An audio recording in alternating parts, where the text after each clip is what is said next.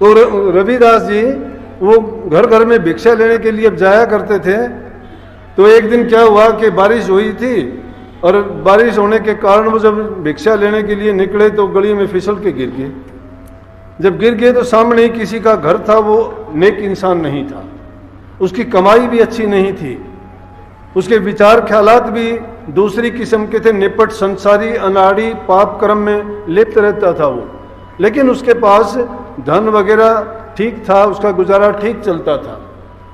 अब ये बात ना सोचना कि जो अच्छे भी नहीं थे, पाप कर्म में भी लिप्त थे, और उनके पास धन क्यों था।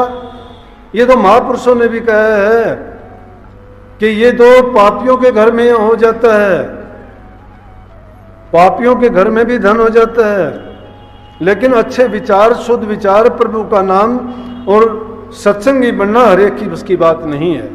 जिसके पाप कर्म पिछले जन्म के खोटे कर्म होते हैं, वो चाहे वो रात दिन सत्संग में भी रहे, रात दिन गुरु के संग भी रहे, उसकी समझ उस अपनी समझ से बाहर उसको नहीं निकलने देती है। लेकिन जब शिष्य का धर्म है कि गुरु को जब अपने आप को अर्पण कर देता है, अपनी बुद्धि को गुरु के अधीन कर देता है, फिर उसको अपना सोच की जरूरत नहीं है, क्योंकि उससे बेहतर उसका गुरु सोचता है। वो हम जो अपना जो कोई भी कर्म करते हैं, हम उसको नहीं देख सकते कि हमने जो किया है वो गलत किया है, सही किया है। हमको दूसरा देखने वाला बता सकता है कि हमने जो किया है उसका क्या परिणाम है, वो अच्छा है या बुरा है। पापियों के घर में भी धन हो जाता है, लेकिन अच्छे विचार, शुद्ध विचार, प्रभु का नाम और सत्संगी बनना हर एक की बस की बात नहीं है। जिसके पाप कर्म पिछले जन्म के खोटे कर्म होते हैं, वो चाहे वो रात दिन सत्संग में भी रहे, रात दिन गुरु के संग भी रहे, उसकी समझ उस अपनी समझ से बाहर उसको नहीं निकलने देती है। लेकिन जब शिष्य का धर्म है कि गुरु को जब अपने आप को अर्पण कर देता है, अपनी बुद्धि को गुरु के अधीन कर देता है, फिर उसको अपना सोच की जरूरत नहीं है, क्योंकि उससे बेहतर उसका गुरु सोचता है। वो हम जो अपना जो कोई भी कर्म करते हैं, हम उसको नहीं देख सकते कि हमने जो किया है वो गलत किया है, सही किया है। हमको दूसरा देखने वाला बता सकता है कि हमने जो किया है उसका क्या परिणाम है, वो अच्छा है या बुरा है। इसलिए गुरु तो इसलिए किया जाता है कि हम अपनी गुरु की आज्ञा में चलें। और गुरु का मतलब क्या है?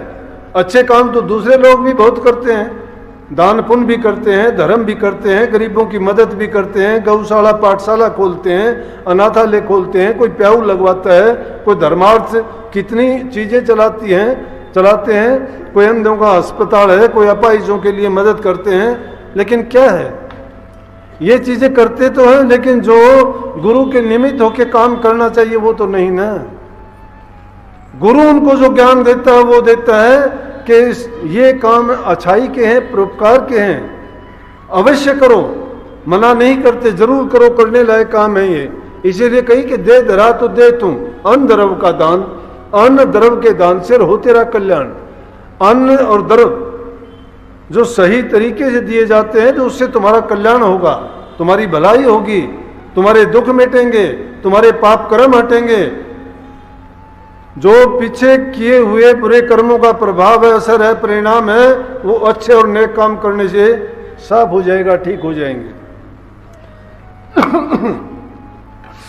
तो रविदास जी जब फिसल के गिरे तो उसके घर से कभी नहीं लेते थे। उन्होंने देखा कि इनको चोट लगी, बारिश का टाइम है, उनको खड़ा किया, जो भिक्षा लेने के लिए गए थे एक ही घर से उनको भिक्षा दे दी। जो भी चीज़ किसी की ग्रहण करते हो उसमें उसका गुण होता है। जिस तरह से वो चीज़ कमाई जाती है उसका दोष उसमें शामिल होता है।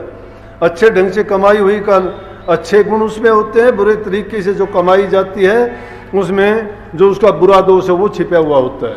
और जो उसको सेवन करता है उस पर उसका सीधा असर होता है। तो उसने एक ही घर से उसने सोचा अब ये जाने लायक नहीं है, लेकिन साधुओं के लिए इसको भिक्षा रोजाना लेनी पड़ती है, इसको इतना दे दे। पूछ लिया कितना आपको चाहिए, उतना ही अपने घर से दे दिया। और उन्होंने ले जाके वो भंडारे में सारा लगा दिया। तो उसमें देखा कि उसकी पूछा कि भाई ये अन्न कहाँ से ले आया तू आज? कहने लगा इस तरह से। जब उसके एवज में उसको ये सजा मिली कि आगे का जो जन्म मिला वो रविदास जी का वो इस हरिजन जाति में मिला, लेकिन पैदा हुआ उस टाइम तक 7 दिन तक माँ का दूध नहीं पिया उसने। रामानंद जी उनकी गली में गए, उनके पास गए और जाके उनको कहा कि चलो तेरा पिछला जन्म था, तूने किया था वो पाप तेरा पूरा हो लिया, अब दूध पी और अपना काम कर। इसलिए हम तो वो तुच्छ जीव हैं कि ना हमारे पास करनी है, नेक काम है, ना दान है, ना पुण्य है, और ना ही किसी प्रकार के हम भलाई के रास्ते पर चलते हैं। तो जो हमारे से बन पड़ता है गुरु की आज्ञा मेरे के, जब गुरु हमें बताता है, गुरु की आज्ञा कहाँ, जब हमारा मतलब पड़ता है तो हम ही सब कुछ बन जाते हैं। बल्कि गुरु से बात छिपा के कहते हैं कि गुरु को तो इन बातों का पता ही नहीं लगना चाहिए, कि अगर पता लग गया तो मना कर देंगे।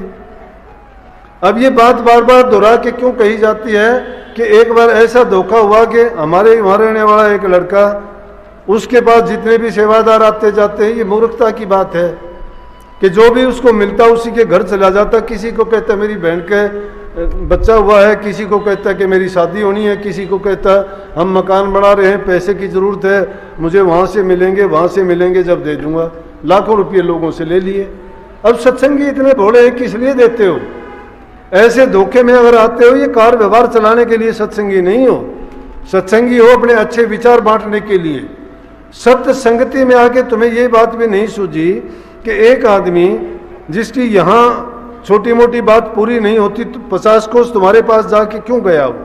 इतनी समझ हमें नहीं है कि कम से कम ये तो पूछ लें कि भाई तुम्हें वहां कोई देने वाला था ही नहीं। इसलिए हम कहते हैं किसी को चंदे के रूप में पैसे ना दो, बदमाशी करते हैं लोग। कोई किसी रूप में, कोई किसी रूप में ठग पैदा कर दिए ये, और वो ठगों को कौन पूछता है? हम पूछते हैं। ना उनके बारे में पूछते हैं, ना जानते हैं क्यों उनको देते हो, किस लिए देते हो। कम से कम तुम्हारा ये फर्ज नहीं बनता कि अगर तुम्हारे पास इस प्रकार का कोई ठग जाता है तो उससे बात पूछी जाए कि भाई आश्रम में हम पूछ लेते हैं कि किस लिए आया है, इसका क्या हिसाब किताब है, इसको दें या नहीं दें। उनको तुम बेकार के आदमियों को ऐसी चीज देके तुम खुद भी पाप के भागी होते हो। तुम्हारी गांठ का कमाया हुआ तुम्हारा धन जाता है और उससे तुम्हारी बदनामी भी होती है, दुख और कष्ट भी उठाना पड़ता है। इसलिए बात देने की थी।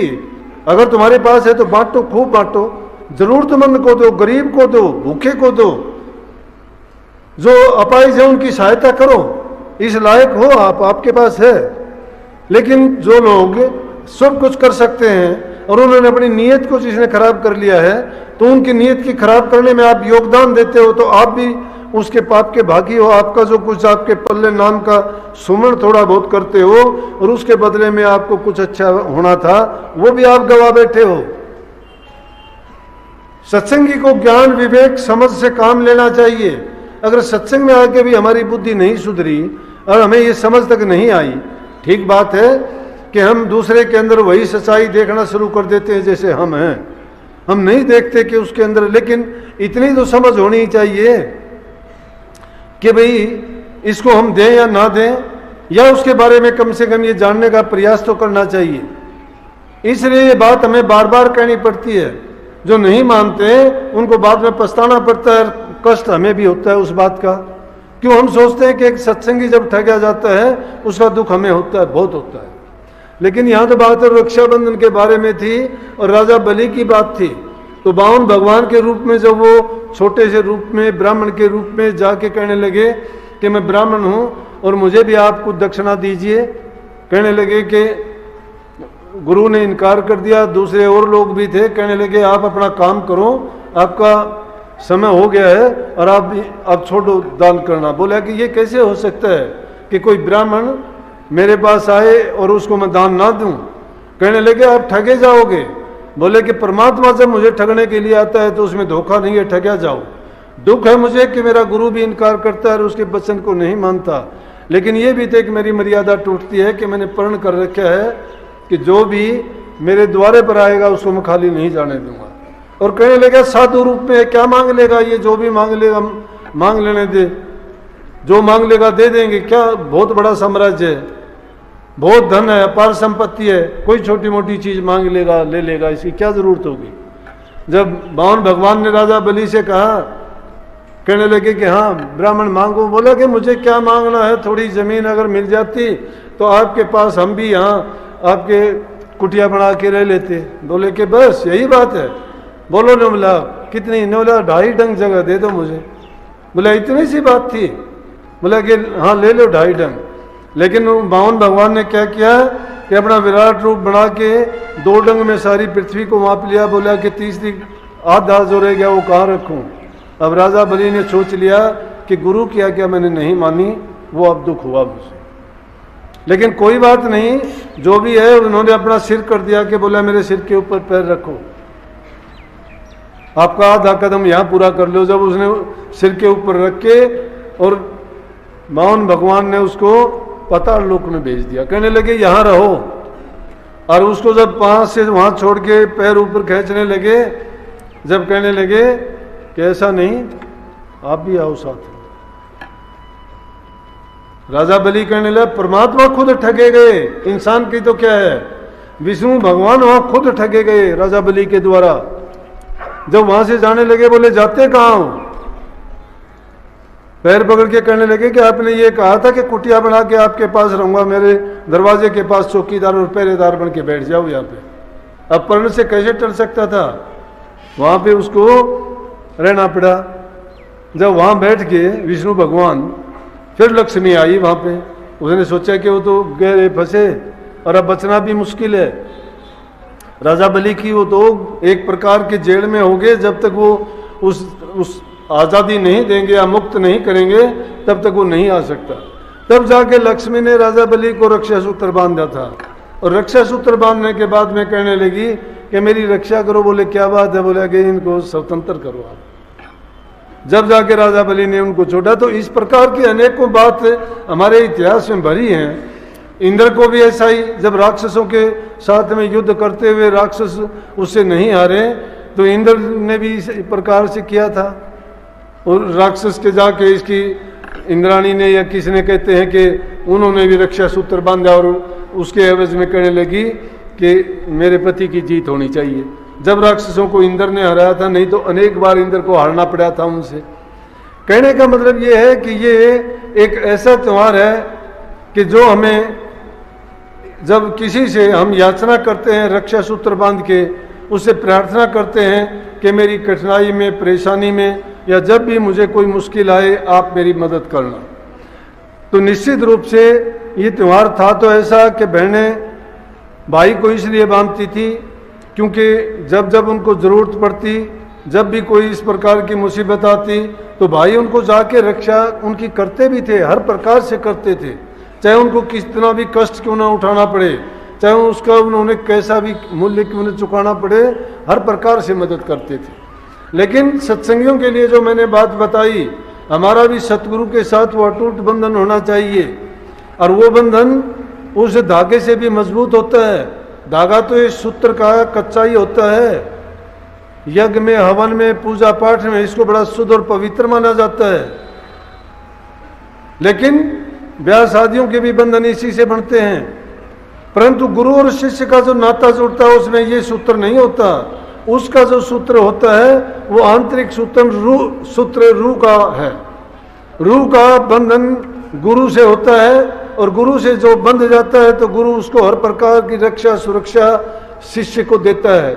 इसीलिए संतों की महिमा ये गाई है कि संतों ने अपने जीव के लिए ये प्रबंध बना दिया, कर दिया कि जब जब भी अगर किसी जीव की करनी से गिर जाएंगे, कोई गलती उनसे हो जाएगी तो भी उनको गलत जगह पे नहीं जाने देंगे, उनको यमदूतों से सजा नहीं देने देंगे, उनको कष्ट भोगने के लिए नहीं छोड़ेंगे, उनको फिर इंसान का चोला दिलाएंगे, उनको फिर करनी करवाएंगे, सत्य संगति मिलेगी, सतगुरु मिलेगा, नाम की दीक्षा मिलेगी और वो करनी करके अपने घर निश्चित रूप से